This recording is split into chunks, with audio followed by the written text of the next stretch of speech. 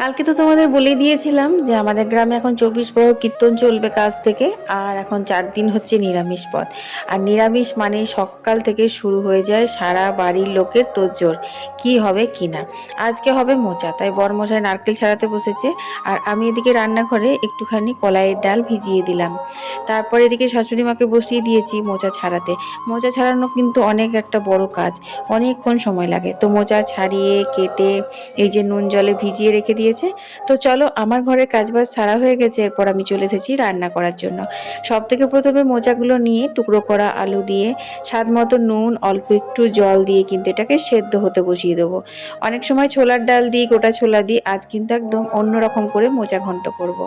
আর আমার বুবলাকে কি বলতো, কোনোদিনও মুড়ি খেতে বললে মুড়ি খেতে চায় না, কিন্তু এই 24 প্রহর কীর্তন যখন হবে তখন ও শখ করে চপ জিলিপি কিনে নিয়ে এসে মুড়ি খায়।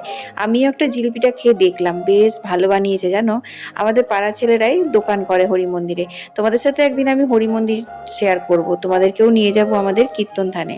তো যাই হোক, নারকেলটা আমি কুড়িয়ে নিলাম। এদিকে দেখি কলাইয়ের ডালও ভিজে গেছে। ভেবেছিলাম শিলনোড়া করে ডালটা বেটে নেবো, এইটুকু ডালের জন্য আবার মিক্সি নামাবো। কিন্তু রান্না টুকটাক জোগাড় করতে করতে এত দেরি হয়ে গেছিল, তখন মিক্সিতেই বেটে নিলাম। আদা, কাঁচা লঙ্কা আর বিউলির ডালটা নুন দিয়ে বেটে নিয়েছি। আদা কাঁচা লঙ্কাটা এতটা মোচাতে লাগবে না, একটু বেশি করেই বেটে ফ্রিজে রেখে দেবো, তাহলে তাড়াহুড়ো করে রান্না করতে আমার সুবিধে হবে। তারপর সর্ষের তেলে মচমচে করে বিউলির ডালের বড়াগুলো ভেজে তুলে নিয়েছি। সেই তেলে গোটা জিরে আর তেজপাতা ফোড়ন দিলাম। তোমরা চাইলে এর সাথে গোটা গরম মশলাও দিতে পারো, কিন্তু আমি দিইনি। তারপর দিয়ে দিলাম হচ্ছে আদা কাঁচা লঙ্কা বাটা, জিরে গুঁড়ো আর শুকনো লঙ্কার গুঁড়ো। মশলা কষাতে কষাতে একটু গুড় দিয়েছি। গুড় দিলে কিন্তু মোচার তরকারির গন্ধ, স্বাদ দুটোই কিন্তু একদম পরিবর্তন হয়ে যায়। অল্প একটু নুন দিয়েছিলাম, কম লাগছিল বলে। তারপর নারকেল কোড়া দিয়ে আর বড়াগুলো দিয়েও একটু নাড়িয়ে চাড়িয়ে একদম শুকনো শুকনো করে নামাতে হবে।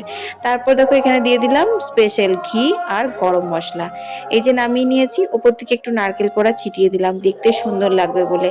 আসলে এখন যুগটাই এরকম, প্রথমে দর্শনধারী বাদ মে গুণ বিচারি। খাওয়া দাওয়ার পর দেখি আকাল করে মেঘ এসেছে, আরো ঝড় বৃষ্টি নামাবে। তো বিকেলবেলাতে হরি মন্দির গিয়েছিলাম। আজ আর তোমাদের নিয়ে গেলাম না, কাল কিন্তু অবশ্যই নিয়ে যাব। সবাই পাশে থেকো, সঙ্গে থেকো, টাটা।